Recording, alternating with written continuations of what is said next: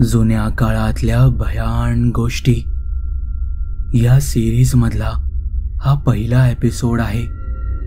पण कथांना सुरुवात करण्याआधी महत्त्वाचे, जर तुम्ही आपल्या चॅनलवर नवीन असाल तर आपल्या चॅनलला सबस्क्राइब नक्की करा आणि बेल आयकॉनवरती क्लिक करा, म्हणजे तुम्हाला पुढे येणाऱ्या व्हिडिओजचे नोटिफिकेशन लगेच मिळेल। तर चला मग टीकेच्या अविस्मरणीय भयान जगात। अनुभव क्रमांक 1। हा अनुभव आपल्या चॅनलच्या एका सबस्क्रायबरने पाठवला असून त्यांनी त्यांचे नाव गुपित ठेवण्याची विनंती केली आहे। अनुभव माझ्या आजोबांचा आहे। ते आता 78 वर्षांचे आहेत। अनुभव 70च्या दशकातील आहे। तो त्यांच्या शब्दात कथन करतोय। माझं नाव विठोबा पाटील, वय वर्ष 79। पण त्या एका रात्रीनं जो अनुभव दिला तो अजूनही विसरता आलेला नाही। गोष्ट आहे 1978 सालातली। मी तेव्हा नुकताच गावात शाळा मास्तर म्हणून रुजू झालो होतो। सोलापूर जिल्ह्यातले एक छोटंसं खेडं। तेव्हा गावात ना वीज होती ना फारशी माणसं। सायंकाळी 7-7:30ला सगळं सामसूम व्हायचं। मी शहरात शिकलेलो असल्यामुळे गावातल्या काही गोष्टी माझ्या डोक्यावरून जायच्या। गावात आल्यावर दुसऱ्याच दिवशी संध्याकाळी सखाराम काका, वयोवृद्ध पण धडधाकट माणूस, मला भेटायला आले। गप्पांच्या ओघात त्यांनी विचारलं, मास्तर कुठे थांबला आहात? त्यावर मी म्हणालो, काका गावातल्या शाळेच्या मागे एक रिकामं घर आहे ना, तिथे। शाळेतल्या सावंत मास्तरांनी सांगितलं होतं, म्हणून मी विचारपूस करून ते घर भाड्यावर घेतलं। काकांचा चेहरा एकदम उतरला। त्यांनी सावध केलं, हे बघा मास्तर, जरा सांभाळून राहा। आजूबाजूला काय घडतंय त्यावर लक्ष ठेवा। त्या घरात फार दिवस कोणी राहत नाही। आणि अजून एक महत्वाचे, त्या घराच्या समोर वाडा आहे, तिकडे अजिबात फिरकू नका, बरोबर नाही ती जागा।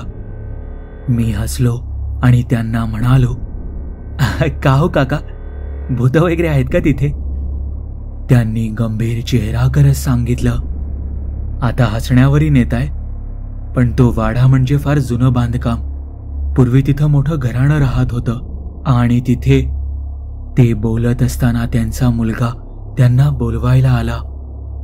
तसे माझा निरोप घेऊन ते निघून गेले आणि त्यांचं बोलणं अपूर्णच राहिलं।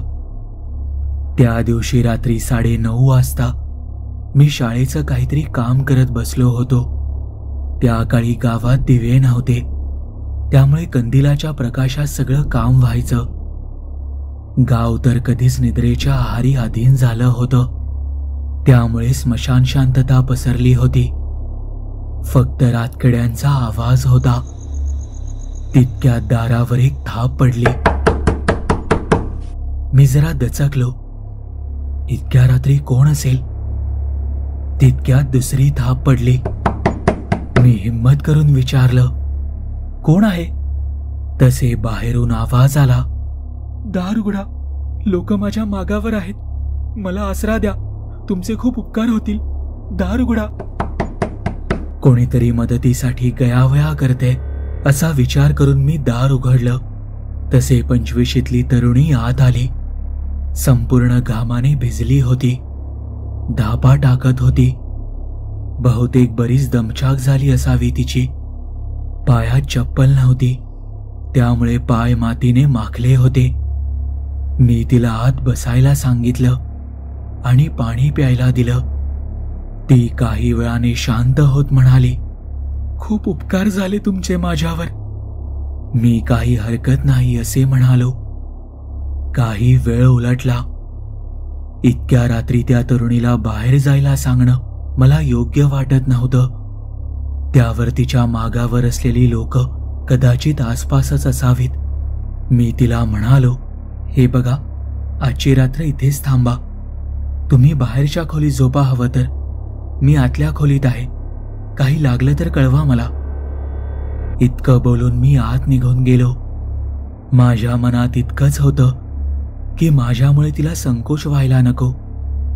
माझी पुन्हा बाहेर येऊन तिला काही विचारण्याची हिंमत झाली नाही. ती रात्र उलटली, सकाळ झाली आणि मी उठून बाहेर आलो. पण ती तरुणी ती निघून गेली होती. मला जरा आश्चर्यच वाटलं की इतकी मदत करून सुद्धा ती आभार न मानताच निघून कशी काय गेली. पण नंतर वाटलं की आपण तिला आसरा दिला, तिच्या मागे जी कोणी लोक लागली होती त्यांच्यापासून सुटका झाली, हे महत्वाचे. मी आंघोळ वगैरे आटोपून जरा लवकरच निघालो. वाटेत सखाराम काका भेटले. त्यांनी घरी येण्याचा आग्रह केला. मला थोडा वेळ होता म्हणून मी त्यांच्या घरी गेलो. बोलता बोलता मी काल रात्रीचा प्रसंग त्यांना सांगितला. तसे ते माझ्याकडे पाहतच राहिले. कालचे त्यांचे अपूर्ण राहिलेले बोलणे ते मला सांगू लागले. मास्तर, मी काल त्या वाड्याबद्दल बोललो, पण माझं बोलणं पूर्ण केलं नाही. तो वाडा म्हणजे फार जुनं बांधकाम. पूर्वी तिथं मोठं घराणं राहत होतं. त्यांची एकच मुलगी, नाव कांता. फार गोड आणि शहाणी मुलगी. पण गावातल्या सावकाराचं तिच्यावर वाईट लक्ष गेलं. लोक म्हणतात त्यानं आणि त्याच्या माणसांनी तिच्यावर जबरदस्ती केली आणि तिनं त्या वाड्याच्या मागे असलेल्या विहिरीत उडी मारून जीव दिला. आता ती विहीर तुमच्या घरापासून अगदी समोरच्या बाजूला आहे. हे सांगतोय कारण गावातली लोक तिथं जात नाहीत. कारण काय माहितीये, ती रोज रात्री येऊन गावातल्या घरांवर थाप देते, मदत मागते, जे काल रात्री तुमच्यासोबतही घडलं. मास्तर, ती 30 वर्षांपूर्वी जीव देऊन मेली आहे. त्यांचं हे बोलणं ऐकून मी सुन्न झालो होतो. त्यानंतरही मी त्या गावात जवळपास 3 वर्ष काढली. रोज रात्री दारावर थापा ऐकू यायच्या, पण मी ते दार पुन्हा कधीच उघडलं नाही. नंतर काही वर्षांनी माझी बदली झाली आणि मी दुसऱ्या गावी राहायला गेलो.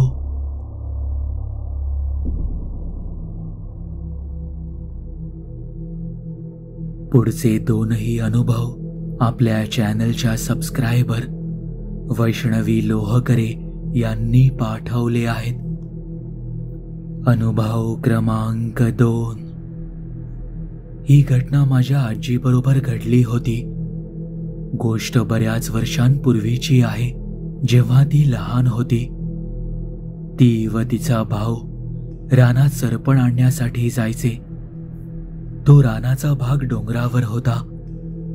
तसे तर ते दर आठवड्याला एकदा जायचे. त्या दिवशीही ते रानात गेले, सरपण गोळा केले. आजीचा भाऊ एका झाडावर फांदी तोडायला चढला. हातात कोयता होता. 3-4 घाव घालून त्याने फांदी तोडली आणि म्हणाला की मी कोयता खाली फेकतोय.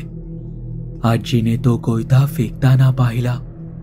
जसे तो खाली उतरला आणि कोयता उचलायला गेला तर तो तिथे नव्हता. त्यांनी तो कोयता शोधण्याचा खूप प्रयत्न केला, पण तो काही सापडला नाही. शेवटी ते कंटाळून घरी जायला निघाले. डोंगराचा भाग उतरून खाली आले तसे अचानक त्यांच्या पुढ्यात तो कोयता येऊन पडला आणि मागून एक विचित्र हसण्याचा आवाज आला. ती वेळ संध्याकाळची होती. 5:30-5:45 झाले होते. ते दोघेही तो भयानक प्रकार पाहून पळतच सुटले. त्यानंतर ते बरेच दिवस रानात गेले सुद्धा नाहीत. पण हळूहळू काळाच्या ओघात घटना धुसर होत गेली आणि आजीला या गोष्टीचा विसर पडला. काही महिन्यांनी ती पुन्हा गौऱ्या गोळा करण्यासाठी तिच्या मैत्रिणीसोबत रानात गेली. अर्धा डोंगर चढून वर आली. बरीच फिरली, पण तिथे एकही गौरी सापडली नाही. दुपारची वेळ असल्यामुळे उन्हात फिरून त्या दोघीही खूप दमून गेल्या होत्या. त्यामुळे तहानही लागली होती. ते सावलीसाठी जवळच असलेल्या एका मोठ्या वडाच्या खाली जाऊन बसल्या. काही वेळानंतर त्यांना अचानकच लहान बाळाच्या रडण्याचा आवाज ऐकू आला.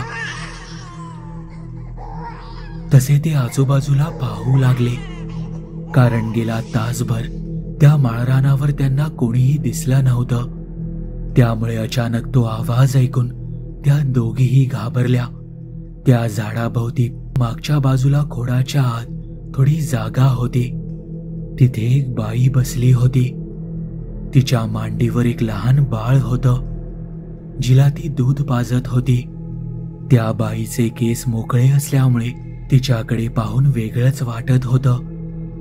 उन्हामुळे घसा कोरडा पडला होता, म्हणून आजीच्या मैत्रिणीने त्या बाईला विचारलं, तुमच्याकडे प्यायला पाणी आहे का? त्यावर ती काहीच बोलली नाही. काही मिनिटं त्यांच्याकडे पाहत राहिली आणि अचानक समोर एक खड्डा तयार झाला आणि त्यात पाणी दिसू लागलं. हा प्रकार काही साधा नाही हे एव्हाना त्यांना कळून चुकलं होतं, म्हणून त्या घाबरून तिथून धावतच सुटल्या. वाटेत त्यांना बऱ्याच गौऱ्या दिसू लागल्या, पण संपूर्ण काळसर, जणू जळून गेल्या असाव्यात. त्या अजूनच घाबरल्या, कारण 1 तास त्याच भागात फिरून सुद्धा एकही गौरी नजरेस पडली नव्हती. पण आता जिथे नजर जाईल तिथे गौऱ्या दिसत होत्या. त्या कशाबशा घरी आल्या. त्यांनी घरी कोणालाच याबद्दल सांगितलं नाही. संध्याकाळी दोघींनाही ताप भरला, त्यामुळे त्या झोपूनच होत्या. घरच्यांना थोडा संशय आला. त्यांनी खूप वेळा विचारल्यानंतर आजीने तिच्या आईला घडलेला प्रकार सांगितला. आजीच्या आईने त्या माळरानावर राहणाऱ्या एका जाणकार व्यक्तीला विचारलं. तेव्हा समजलं की एका बाळंतिणीचा प्रसूती दरम्यान मृत्यू झाल्यामुळे तिला त्या भागात पुरण्यात आलं होतं. त्या वडाच्या झाडाजवळ ती गावातल्या बऱ्याच लोकांना अनेकदा दिसते.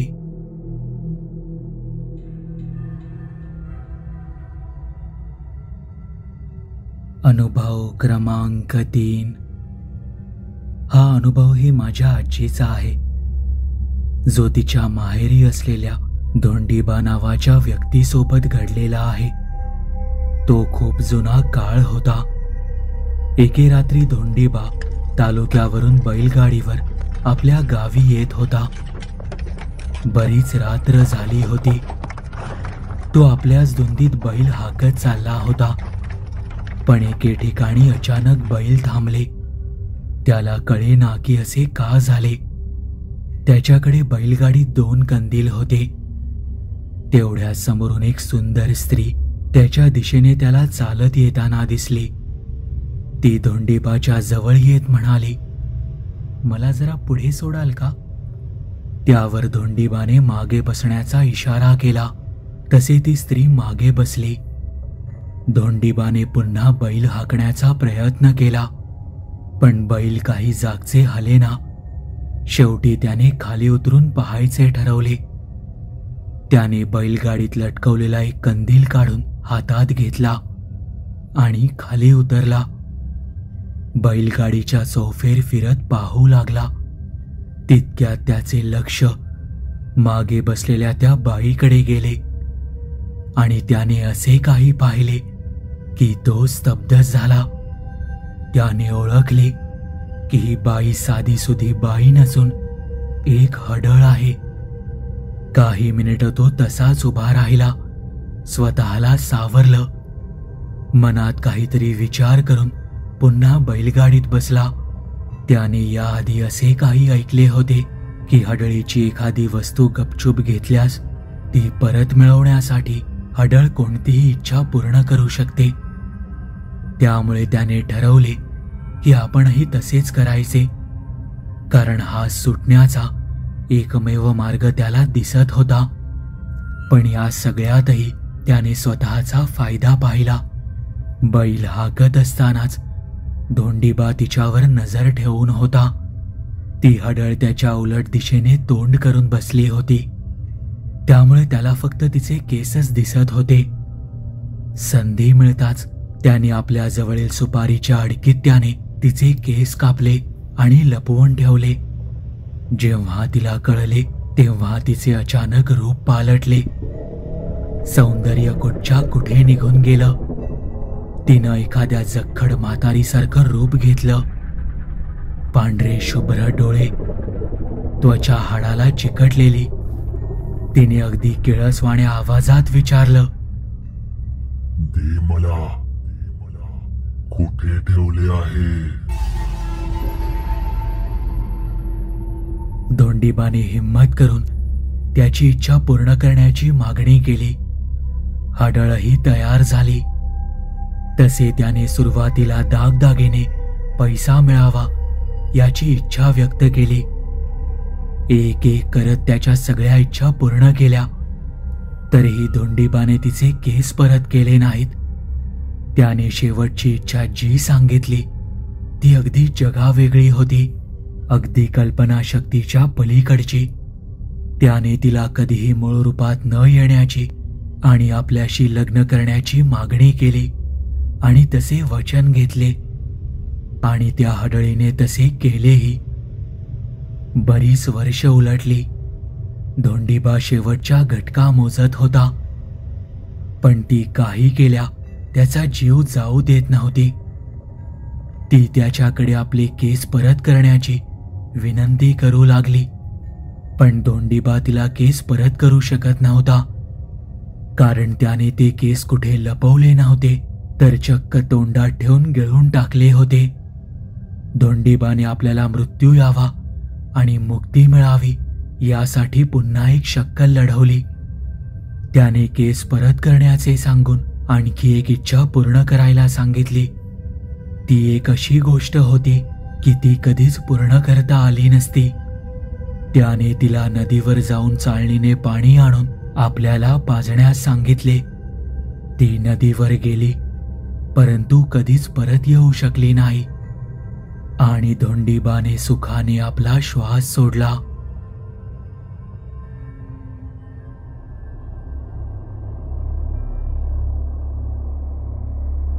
अनुभव क्रमांक 4. हा अनुभव आपल्या चॅनलचे सबस्क्रायबर विश्वास जोशी यांनी पाठवला आहे. 1970चं साल. तेव्हा मी अवघ्या 17 वर्षांचा होतो. उर्मट, धाडसी आणि बेफिकीर. आमचं कर्नाटकमधलं एक लहानसं गाव, जिथं जंगल गावापेक्षा मोठं होतं. गावात वीज नव्हती, पक्के रस्ते नव्हते आणि एकदा सूर्य मावळला की कुठेही बाहेर फिरणं म्हणजे आपला जीव हातात घेऊन चालणं. तो मे महिन्याचा शेवटचा आठवडा होता. उन्हाळी सुट्टी लागली होती. मी आणि माझा मित्र श्रीधर संध्याकाळी गावाबाहेरच्या तलावाकडे गेलो होतो. घरच्यांना सांगून आलो नव्हतो, त्यामुळे सूर्य मावळत असतानाच आम्ही परत निघालो. पण गप्पा करता करता वाट चुकलो. आम्ही एका जुन्या रस्त्यावर आलो जो आज जंगलात जायचा. रातकिड्यांची किरकिर खूपच वाढली होती, इतकी की ती कानाला असह्य वाटू लागली. त्या रस्त्यावर बरेच आत चालत गेलो तेव्हा रस्ता चुकल्याचे लक्षात आले. कळेपर्यंत खूप उशीर झालेला. तेव्हाच मला मागून माझ्या नावाने एक हाक ऐकू आली, ए विश्वा. जरा लांबून पण स्पष्ट. श्रीधरने माझ्याकडे पाहिलं. कोणीतरी गावातलंच असेल, चल लवकर, तो मला म्हणाला. पण मी मात्र मूर्खपणा केला. कोण आहे असं मी मोठ्यानं विचारलं. आवाज पुन्हा आला, विश्वा, इथे ये. आता तो अगदी माझ्या डाव्या कानात जवळजवळ कुजबुजल्यासारखा वाटला आणि अचानक जंगलातला पूर्ण आवाज नाहीसा झाला. रातकिड्यांची किरकिर, अधूनमधून येणाऱ्या झाडांच्या सळसळण्याचा आवाज, सर्व काही शांत. फक्त माझा श्वास ऐकू येत होता आणि श्रीधर थरथरत होता. त्या रात्रीनंतर गोष्टी बदलल्या. मी परत घरी आलो खरा, पण झोप येईना. रोज रात्री कोणीतरी माझ्या नावानं हाक मारायचं, अगदी माझ्या खिडकीजवळून. विश्वा, उठ, चल माझ्या बरोबर, एकटाच आहेस ना. कधी ते माझ्या आईच्या आवाजात बोलायचं, तर कधी वडिलांच्या. पण मी ओळखायचो, कारण तो आवाज मध्यरात्र उलटल्यानंतर यायचा, जेव्हा आई आणि वडील दोघंही गाढ झोपलेले असायचे. काही दिवसांनी ते माझ्या स्वप्नात येऊ लागलं. एक उंच सावळी बाई, चेहरा अस्पष्ट पण डोळे लालसर, लांब सडक केस आणि तिच्या हातात एक फासासारखं काहीतरी. मला अजूनही चांगलंच आठवतंय, कारण ती स्वप्न सतत पडायची, अजूनही पडतात. प्रत्येक स्वप्नात ती मला फरफटत ओढत जंगलात घेऊन जायची. श्रीधरचंही वागणं बदललं होतं. तो मला बघून घाबरायचा, गप्प राहायचा. शेवटी एके दिवशी तो मला म्हणाला, विश्वा, तू हाकामारीला उत्तर दिलंयस, पण मला काय करावं तेच कळेना.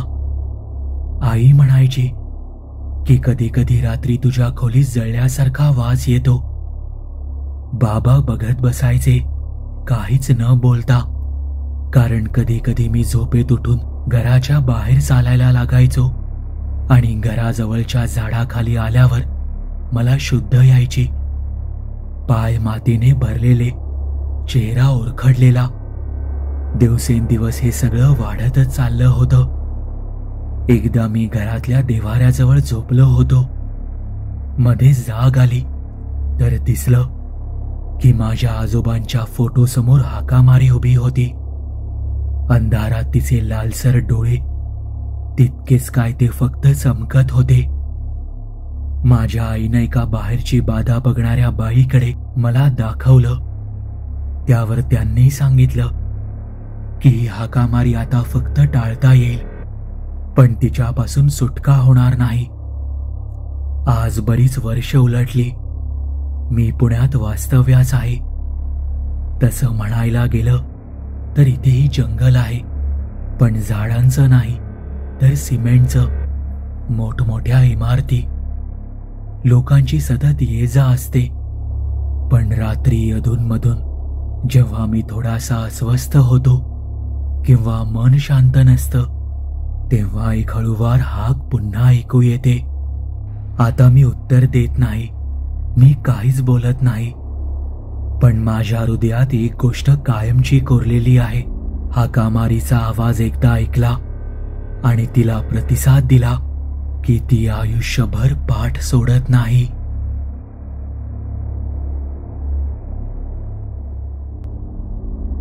तुम्हाला ही कथा आवडली असेल तर या व्हिडिओला लाईक आणि शेअर करायला विसरू नका. जर तुम्ही आपल्या चॅनलवरती नवीन असाल तर आपल्या चॅनलला सबस्क्राईब नक्की करा आणि बेल आयकॉनवरती क्लिक करा, म्हणजे तुम्हाला पुढील येणाऱ्या व्हिडिओचे नोटिफिकेशन लगेच मिळेल. तुमच्याकडेही अशा कथा किंवा अनुभव असतील तर ते तुम्ही मला आपल्या वेबसाईटद्वारे म्हणजेच tekstoryteller.com द्वारे पाठवू शकता. त्याची लिंक मी या व्हिडिओच्या डिस्क्रिप्शनमध्ये दिली आहे. आपल्या चॅनलबद्दलचे अपडेट्स मिळवण्यासाठी आपल्या फेसबुक, इंस्टाग्राम, ट्विटर आणि टेलिग्राम या चॅनल्सला फॉलो करायला विसरू नका. आपल्या चॅनलवर पोस्ट झालेल्या सगळ्या कथा तुम्ही आता आपल्या वेबसाईटद्वारेही वाचू शकता. त्यासाठी आपल्या वेबसाईटला म्हणजेच tekstoryteller.com ला भेट द्यायला विसरू नका.